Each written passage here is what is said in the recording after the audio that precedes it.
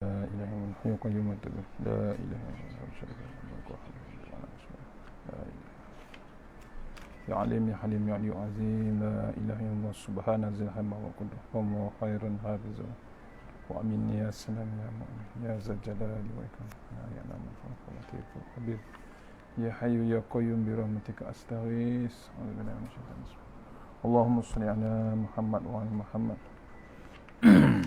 حسبي الله لديني حسبي الله لما أحمني حسبي الله لمن حسدني حسبي الله لمن بغى علي حسبي الله لمن كادني بسوء حسبي الله عند الموت حسبي الله عند المسألة في القبر حسبي الله عند الميزان حسبي الله عند الصراط حسبي الله حسبي الله عند الصراط حسبي الله الذي لا إله إلا هو توكلت وإليه أنيب لا إله إلا أنت سبحانك إني كنت من الظالمين. Assalamualaikum warahmatullahi wabarakatuh. Alhamdulillah rabbil alamin wassalatu wassalamu ala asyrafil mursalin wa ala alihi washabbihi ajmain. A'udzu billahi minan nar min syarri kuffar min ghadabil jabbar wal izzati lillahi wa rasulih. Allahumma ghnina bi halalil haram wa bismika Allahumma ya daim ya hayyu ya fardu ya wit ya ahad ya samad. Allahumma shalli ala Muhammad wa ali Muhammad. Rabbi israh li sadri wa yassir li amri wa tammi lisani yafqahu qawli.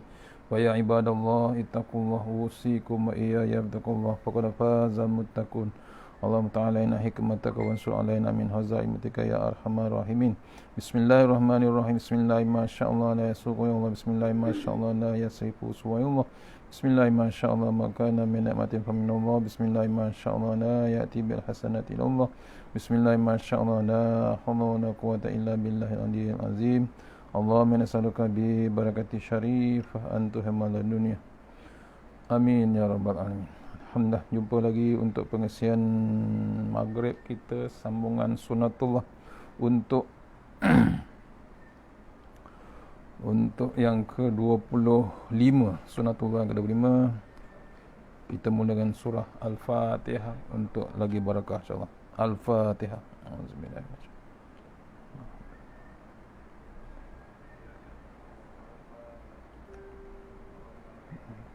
Iya kan.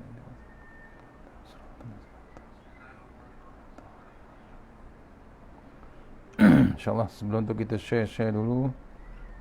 Mudah-mudahan diberkati Allah Ta'ala semua. Mohon share untuk semua surah, masjid, Facebook, status insyaAllah.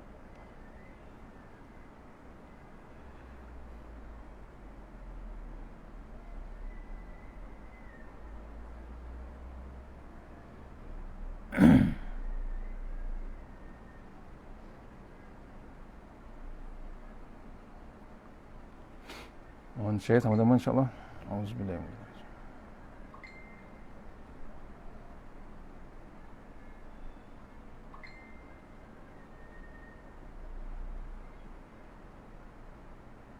Okey, insyaAllah.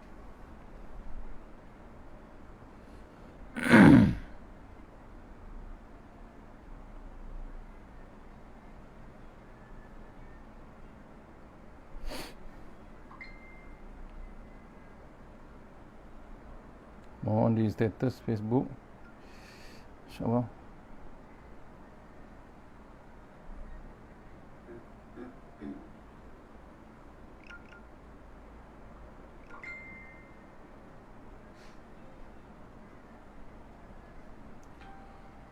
InsyaAllah. Sunatullah yang ke-25 insyaAllah, muka surat 289 insyaAllah. Sunatullah yang ke-25, yang ke-25 muka surat 289 insyaAllah. Tak dengar suara ke? Mohon komen insyaAllah. Okey, siapa yang memelihara kesucian diri pasti akan mendapatkan pasangan yang juga memelihara kesucian diri. Tajuk yang ke-25, buku Sunatullah karangan Dr. Mustafa Umar. Siapa yang memelihara kesucian diri pasti akan mendapatkan pasangan yang juga memelihara diri. Mohon komen kalau ada suara tak jelas. Mukaddimah dia, auzubillahi minasyaitonirrajim. Suatu lagi sunatullah yang perlu kita ketahui di alam ini, iaitu siapa yang memelihara diri pasti akan mendapat pasangan yang juga memelihara kesucian diri. Sesungguhnya Allah Subhanahu wa taala Maha Adil lagi Maha Bijaksana, dan penyatuan hati manusia hanya berada di tangan Allah Subhanahu wa taala. Dalam mukadimah ini, sebagaimana lazimnya dalam perbahasan terdahulu, kita akan menceritakan sebuah kisah yang telah terjadi pada masa dahulu, yang akan dijadikan sebagai bukti kebenaran terhadap sunatullah. Sunatullah yang kita bahas ini, agar kisah tersebut memiliki kekuatan ilmu yang sempurna, maka kita akan memilihnya dari kisah-kisah disebutkan dalam Al-Quran. Untuk sunatullah ini kita memilih kisah Nabi Musa alaihissalam yang memelihara kesucian diri. Beliau dipasangkan oleh Allah dengan seorang wanita juga yang juga memelihara kesucian dirinya, iaitu putri Nabi Syuaib alaihissalam. Allah menjelaskan kisah ini dalam firman-Nya. A'udzubillahi minasyaitonirrajim. Qala inni uridu an unkihaka ihda ibnataya hataini ala an ta'jurani samaniya hijadin fa in atmamta 'ashran fa min 'indik wa ma uridu an ashukka 'alaik satajiduni insyaallahu minas salihin. Sadaqallahul azim. Surah Al-Qasas ayat 27. Artinya, berkatalah dia, yakni Syuaib, sesungguhnya aku bermaksud menikahkan kamu dengan salah seorang dari kedua anakku ini, atas dasar bahawa kamu bekerja denganku 8 tahun, dan jika kamu cukupkan 10 tahun, maka itu adalah suatu kebaikan dari kamu. Maka aku tidak hendak memberati kamu, dan kamu insya-Allah akan mendapatiku termasuk orang-orang yang baik. Surah Al-Qasas ayat 27. Ayah pada isteri Nabi Syuaib, iaitu ayah pada Nabi mentua Nabi Musa, iaitu Nabi Syuaib, nak menjodohkan dengan Nabi Musa, anak perempuan. Sebagaimana diketahui bersama, sebagai seorang Nabi, tentunya Nabi Musa adalah seorang Nabi yang sangat memelihara kesucian diri. Kesucian diri Nabi Musa tampak jelas saat Allah berbicara kepadanya secara langsung. Pastilah orang-orang yang suci sahaja yang dapat berbicara dengan yang maha suci. Nabi Musa kelebihannya berbicara, berkomunikasi straight terus pada Allah SWT, secara langsung terus pada Allah Ta'ala. Nabi Muhammad SAW sekali-sekala, kemudian yang lainnya dengan perantaraan Jibril, malaikat Jibril. Nabi Musa terus menerus dengan Allah Subhanahu. Orang yang dapat terus tu bukan calang-calang, iaitu dengan bab satu lagi, syarat yang paling hebat ialah bab kesucian. Kita nak solat pun dengan suci. Kita ada wuduk, kena ada wuduk, kena bab kebersihan. Semua cukup kesempurnaan solat, baru kita menghadap Allah Subhanahu. Tu.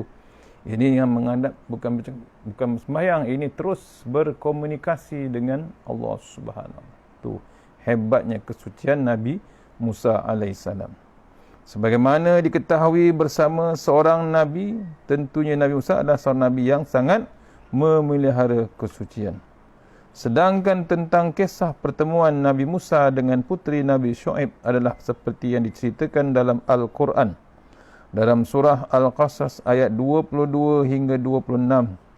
Saat itu Nabi Musa meninggalkan Mesir menuju negeri Madian, iaitu tempat Nabi Syuaib dan keluarganya bermukim.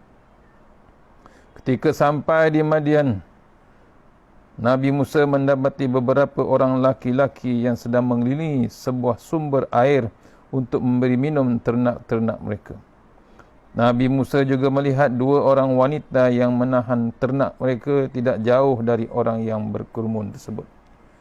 Kedua wanita itu tidak mahu terdesak-desak dengan para lelaki. Keduanya lebih suka menunggu semua pengembala laki-laki selesai.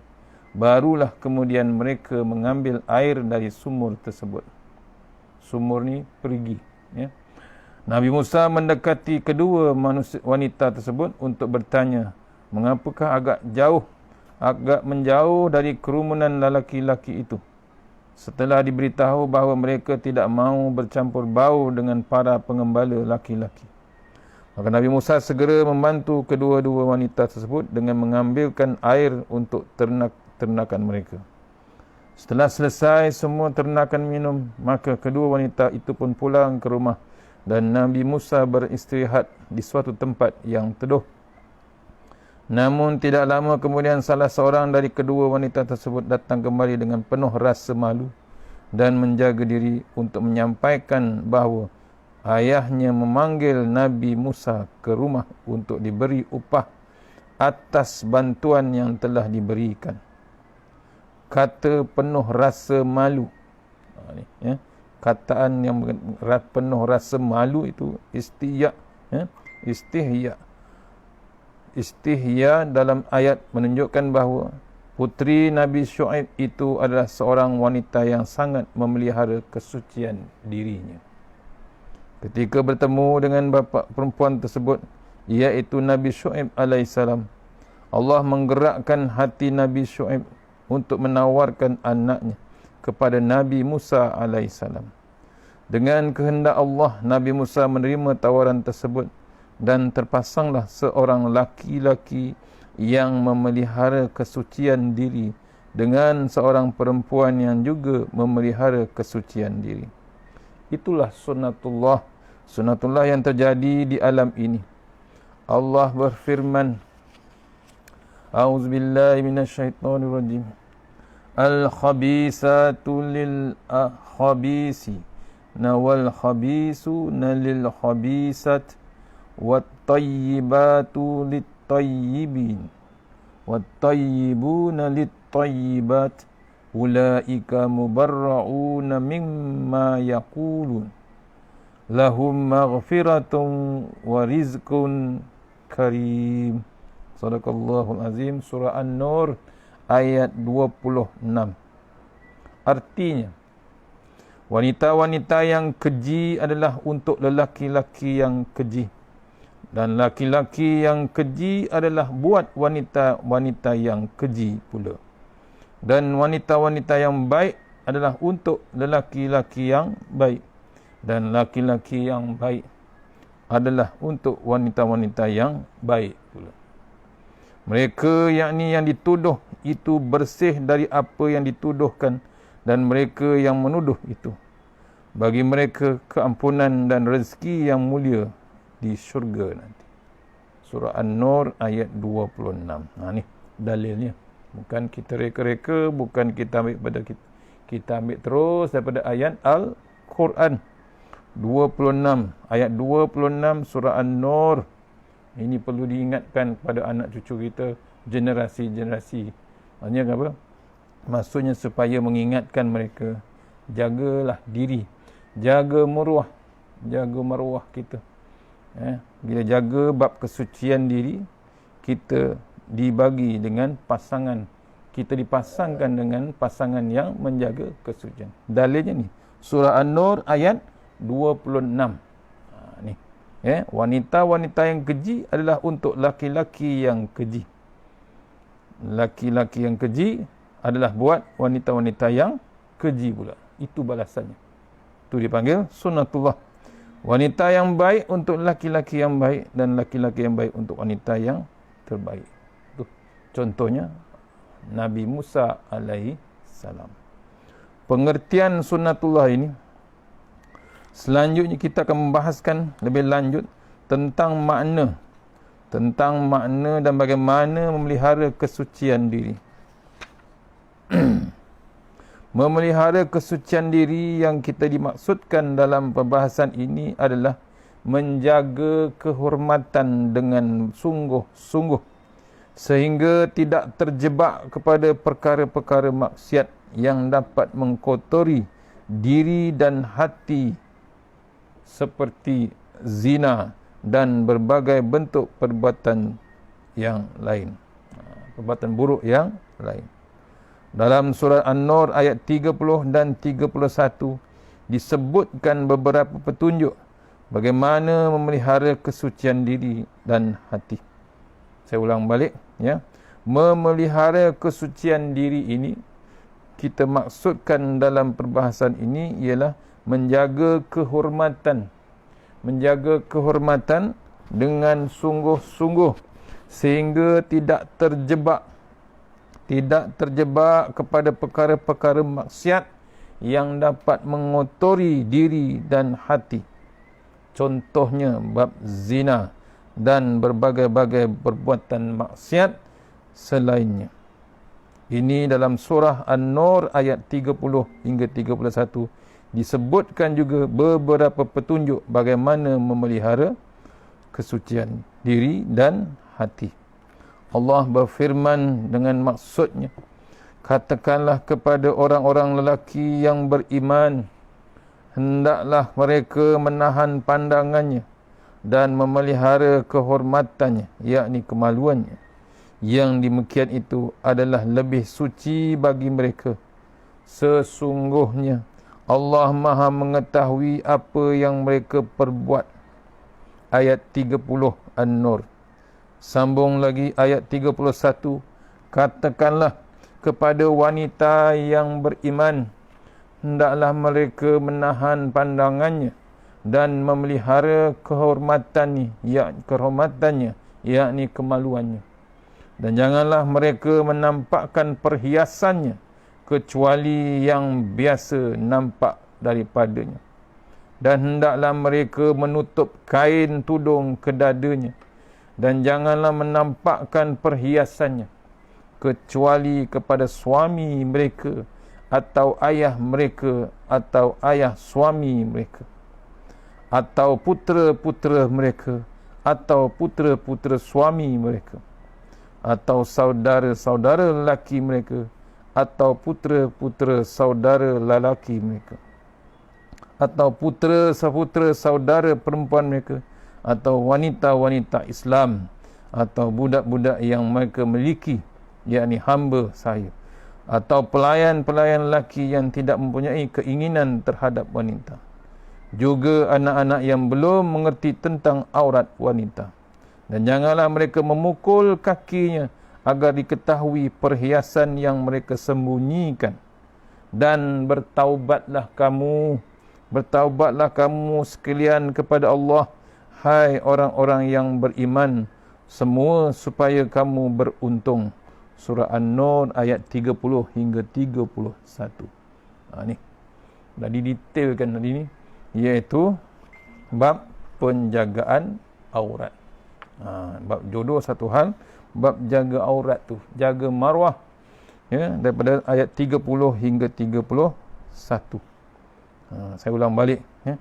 Ulang balik peringatan daripada Allah Ta'ala dan amaran daripada Allah Ta'ala. Ulang balik 31-30. Katakanlah kepada orang laki-laki yang beriman, hendaklah kamu menahan pandangannya, memelihara kehormatannya. Yang demikian itu adalah lebih suci bagi mereka. Sesungguhnya Allah Maha mengetahui apa yang mereka perbuat. Allah bagi amaran, Allah bagi peringatan pada orang lelaki, ya, jaga bab aurat. Orang lelaki pun ada bab aurat, ya. Bab aurat ni kena jaga. Betul kadang-kadang tutup aurat, tapi menampakkan bentuk figure badan tersebut, itu pun dah jadi satu hal, ya. Jadi tatapan pula untuk orang-orang perempuan. Berlaku sekarang, ya. Naik basikal, naik motor, naik kereta. Yang paling dahsyat naik basikal, ya, sampai nampak tubuh badan, bentuk badan. Korang perempuan, lelaki. Itu ayat 30, Ya, dipesan kita jaga dan pelihara kehormatan. Bukan untuk perempuan saja sebenarnya ayat ni, untuk lelaki. Ini ayat 30. Ya, pasal apa? Allah Maha mengetahui. Dalam hati memang tak nampak. Ya, Allah Maha mengetahui hati kita. Nak menunjuk ataupun tak nak menunjuk. Nak tunjuk hebat, sado ke, terpulang, tapi kena ingat jadi tatapan orang. Maksudnya kita tak jaga kehormatan kita, nak ditunjukkan juga kepada orang, apalagi kalau tidak menutup aurat yang sempurna. Kemudian ayat 30, kemudian katakanlah kepada wanita yang beriman. Tengok Allah pujuk tuan-tuan, orang yang beriman. Katakanlah kepada yang beriman, wanita yang beriman, hendaklah menahan pandangan. Pandangan ni kadang-kadang berlaku. Contoh yang diceritakan ulama, waktu Aisyah membuka pintu, bila ada orang ketuk pintu, Nabi tak suruh pun, tapi Aisyah buka cepat-cepat. Datang tetamu lelaki muda tapi buta. Nabi tanya Aisyah, Nabi tanya Aisyah, kenapa cepat sangat? Kan orang yang datang tu bukan muhrim. Aisyah kata, orang tu buta ya Rasulullah. Apa Nabi jawab? Ya, mereka buta, orang tu buta, tapi kamu tu yang menengok pula tak buta. Siapa dia? Aisyah. Tu kena kita. Nabi dah beritahu, jaga bab pandangan mata. Itu kena orang perempuan. Dan melihara kehormatan. Ini bab confirm, bab aurat. Jagalah bab aurat kita. Janganlah mereka menampakkan perhiasan kecuali yang biasa nampak daripadanya.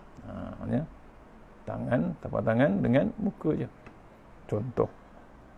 Dan hendaklah mereka menutup kain tudung hingga ke dada. Sekarang fashion tudung hebat. Macam-macam design. Baik, tudung macam mana yang boleh menutup keseluruhan dada. Jangan menampakkan perhiasan.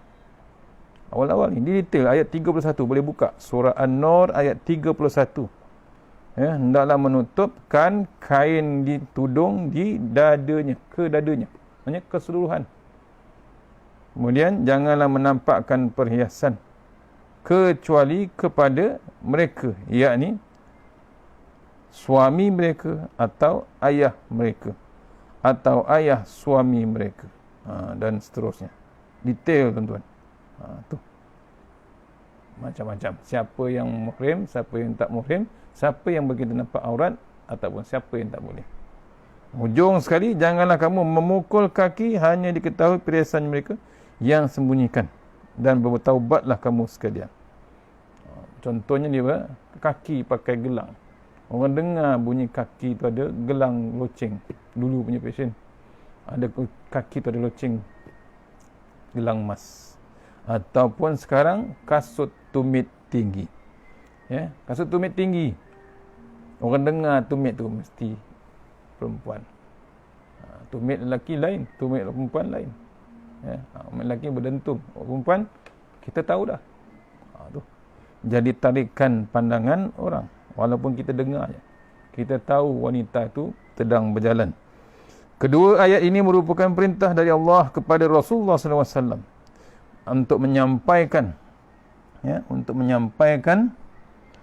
kepada orang-orang beriman agar mereka menjaga pandangan mata dan memelihara kehormatan, yakni kemaluan mereka, apakah laki-laki ataupun perempuan. Dan kepada wanita ditambahkan agar mereka menjaga diri mereka dengan berpakaian secara sopan dan menutup aurat. Semua itu adalah dalam rangka pemeliharaan kesucian diri sendiri dan kesucian orang lain. Bahkan meskipun seorang wanita itu telah lanjut usia dan tidak lagi rasanya akan mengganggu kaum pria ataupun bentuk tubuhnya, dengan bentuk tubuhnya, kaum pemuda dengan bentuk tubuhnya, namun seorang wanita yang sangat memelihara diri akan tetap berpakaian secara sopan dan menutup aurat meskipun mereka telah diperbolehkan untuk memperlihatkan kepala, leher ataupun lengan. Allah berfirman, surah An-Nur ayat 60, A'udzubillahi minasyaitonirrajim, wal qawa'idu minan nisa'i allati la yarjuna nikahan falaisa 'alaihinna junahun ayyada'na siyabahunna ghaira mutabarrin jahjatim bizina wa ayyasta'fifna khairul lahunna wallahu sami'un alim. Sadaqallahul azim. Surah An-Nur ayat 60. Dan perempuan-perempuan tua yang telah terhenti daripada haid dan mengandung, yang tiada ingin kahwin lagi, tiadalah atas mereka dosa menanggalkan pakaian mereka dengan tidak bermaksud menampakkan perhiasan. Dan berlaku sopan adalah lebih baik bagi mereka, dan Allah Maha mendengar lagi Maha mengetahui. Kena jaga, walaupun dah berumur, walaupun dah tua, tapi bab aurat ni perlu dijaga. Jika kita merujuk kepada kata at-tahiyyabun ataupun at-tahiyyibat, at-tahyibat, at-tahyibun dan at-tahyibat yang terdapat dalam ayat 26 dari surah An-Nur di atas, maka maknanya adalah orang yang senantiasa menjaga keimanan dengan tetap memelihara dirinya dalam ketaatan. Pada zaman dahulu Nabi Zakaria berdoa kepada Allah agar diberi keturunan yang tayyibah. Allah memperkenankan doa beliau dengan memberikan seorang anak yang sangat memelihara dirinya, iaitu Nabi Yahya alaihissalam.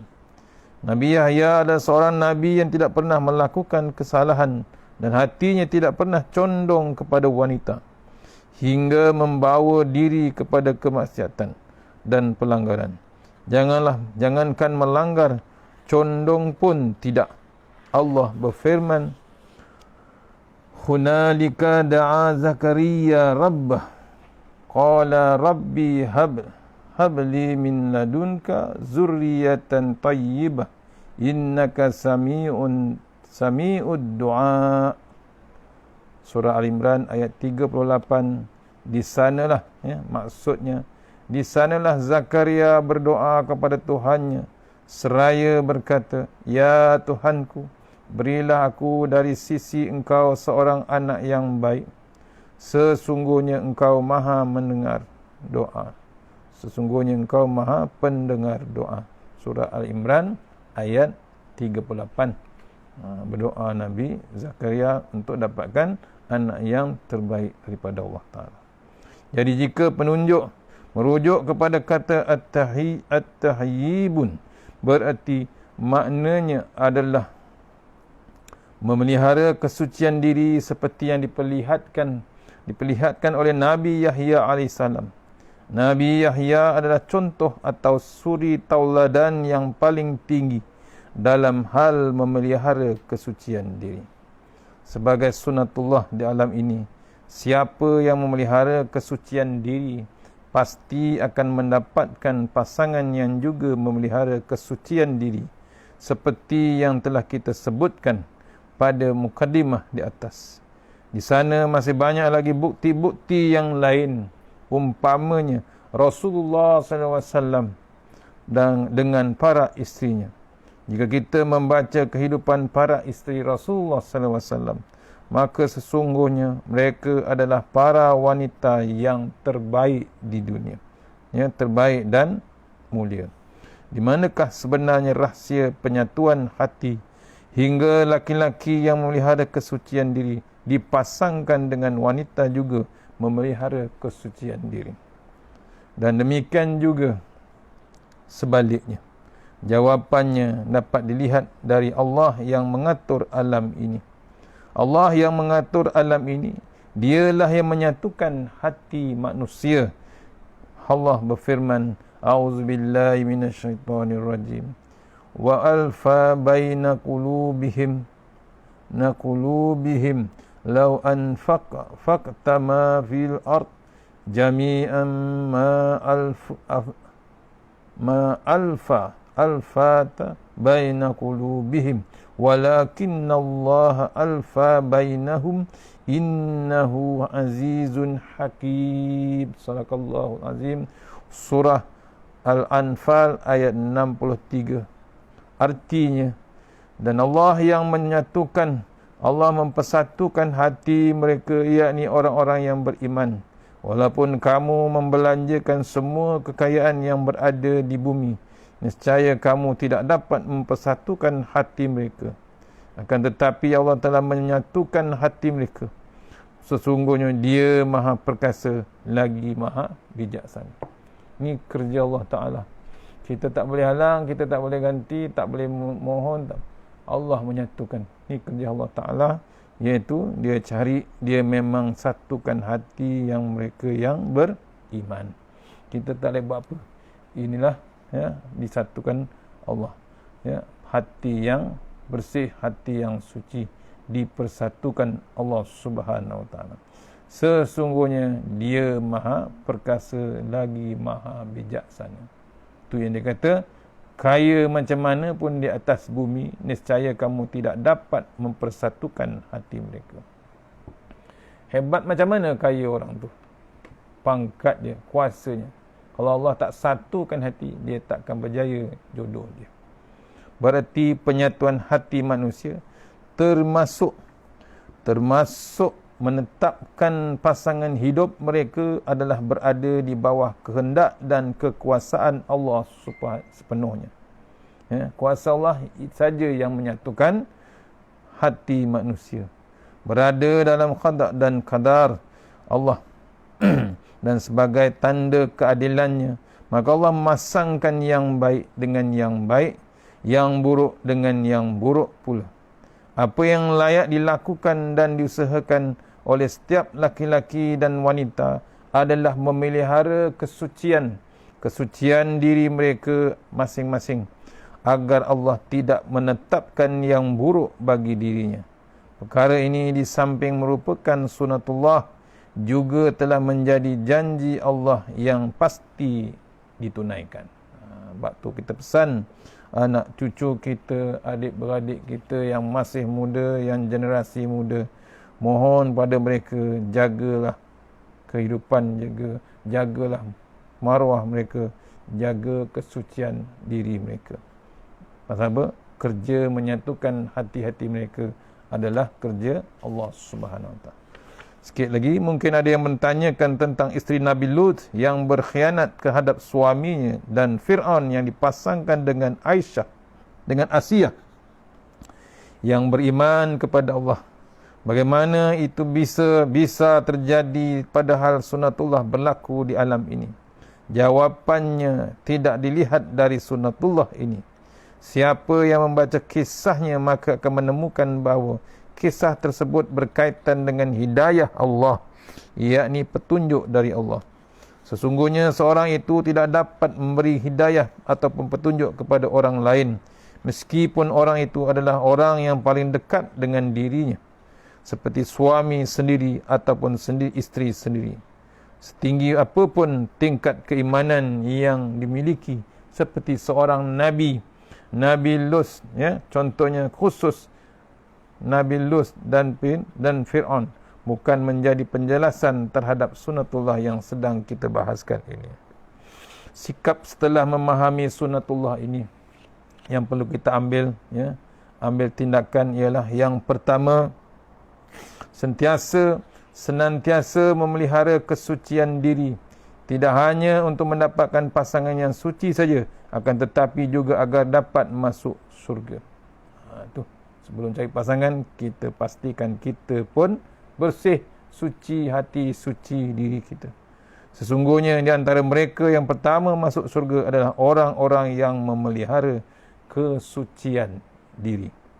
Rasulullah SAW bersabda, Diriwayatkan dari Abu Hurairah radhiyallahu anhu bahawa sesungguhnya Rasulullah SAW bersabda, telah diperlihatkan kepadaku 3 golongan yang pertama masuk surga. Orang yang mati, golongan yang pertama masuk surga, orang yang mati syahid, orang yang memelihara kesucian diri, dan hamba yang bersungguh-sungguh dalam beribadah kepada Allah serta menasihati hamba-hamba sahaya.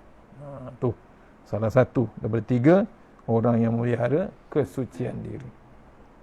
Dan yang kedua, sikap yang perlu kita ambil, berdoa kepada Allah agar diberi sikap dan tabiat yang suka memelihara kesucian diri.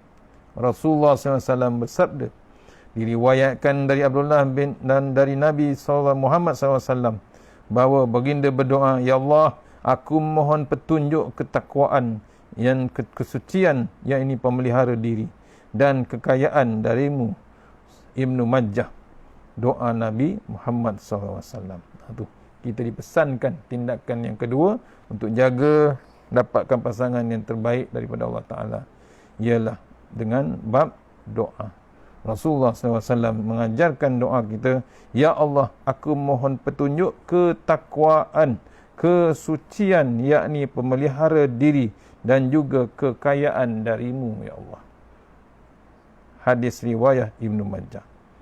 Habis yang kedua, kena ingat sikap yang perlu kita ambil. Yang pertama, senantiasa memelihara kesucian diri, dan yang kedua, berdoalah kepada Allah agar diberi sikap dan tabiat suka memelihara kesucian diri.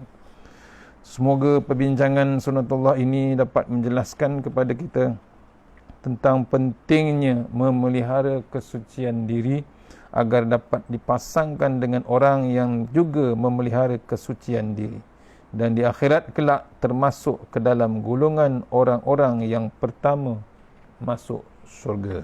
Amin, insyaAllah. Mudah-mudahan pengisian hari ini habis tajuk yang ke-25, dapatlah kita perisaikan diri, dapatlah kita bekalkan diri untuk terus menjaga bab kesucian diri dan kesucian nanti, insyaAllah.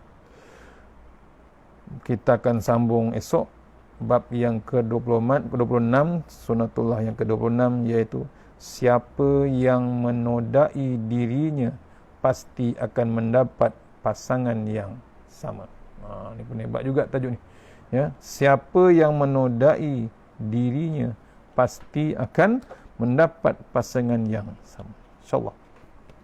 Mana yang baik daripada Allah Ta'ala, yang lemah daripada saya sendiri. Kita sudah hingga surah Al-Fatihah. Iya kan. Surah Al-Mustaqim.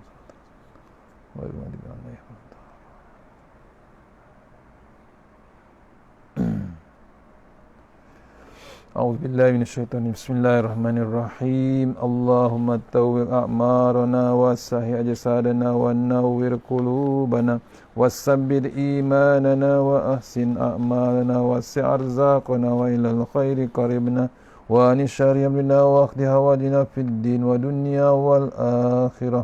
Ya Allah, panjangkan umur kami, sihatkan badan kami, terangkan hati kami, tetapkan iman kami, elokkan amalan kami, luaskan rezeki kami, dekatkan kami kepada kebajikan, jauhkan kami daripada kejahatan, tunaikan hajat kami. Allahumma anta rabbi la ilaha anta khalaqtani wa ala adika mastata'tu a'udzu bika min syarri ma sana'tu wa bulaka bi ni'matika alayya wa abu bi dzambi faghfir li fa innahu dzunuba illa anta. Tasanna bil jabar wa tasamna bima la qudhal ladzi la yamut isrif annal bala wal waba innaka ala kulli syai'in qadir. A'udzu billahi minan nar min syarril kuffar min ghadabil jabbar wal izzatu lillahi wa rasulih. Allahumma ghnina bi halalin haramik wa bi fadlin min siwak bismika Allahumma ya daim ya hayyu ya fardu ya hayyu ya fard ya witr ya ahad ya samad. Allahumma salli ala Muhammad wa ala ali Muhammad. Subhanallahil aliyyil dayyan, subhanallahi syadidil arkan, subhana man yazhabu bil laili wa ya'ti bin nahar, Subhana man la yushghilu syanu an syan. Subhanallahil hannani mannan. Subhanallah musabbahi fi kulli makan. Bismillahirrahmanirrahim. Bismillah ma sya'allah la yasuqu hayallah. Bismillah ma sya'allah la yasrifu suwayullah. Bismillah ma sya'allah ma kana min namatin faminallah. Bismillah ma sya'allah la ya'ti bil hasanati illallah. Bismillah ma sya'allah la hawla wa la quwwata illa billahil aliyyil azim. Bismillahirrahmanirrahim. Bismillahi khairil asma. Bismillahilladzi la yadurru ma asmi azab. Bismillahil kafi. Bismillahil muafi. Bismillahilladzi la yadurru ma asmi syai'un fil ard wala fis sama' wa huwas samiul alim. Bismillahi ala nafsi wa dini. Bismillahi ala ahli wa mali. Bismillahi ala kulli syai'in a'tanihi rabbi. Allahu akbar, Allahu akbar, Allahu akbar. Allahu rabbi la usyriku bihi syai'an azzajaruka wa jalla tanaruka wa taqaddasat asma'uka wa la ilaha ghairuk. Allahumma inna a'udzubika min syarri kulli jabbarin anid wa a'udzubika min syarri kulli syaitanin marid wa min syarri qada'is su wa min syarri kulli dabbah anta akhizu bi nasiyatiha inna rabbi ala siratim mustaqim. Rabbana atina fid dunya hasanah wa fil akhirati wa qina azabannar. Wa sallallahu wa sallam walhamdulillahi rabbil alamin. Assalamualaikum warahmatullahi wabarakatuh.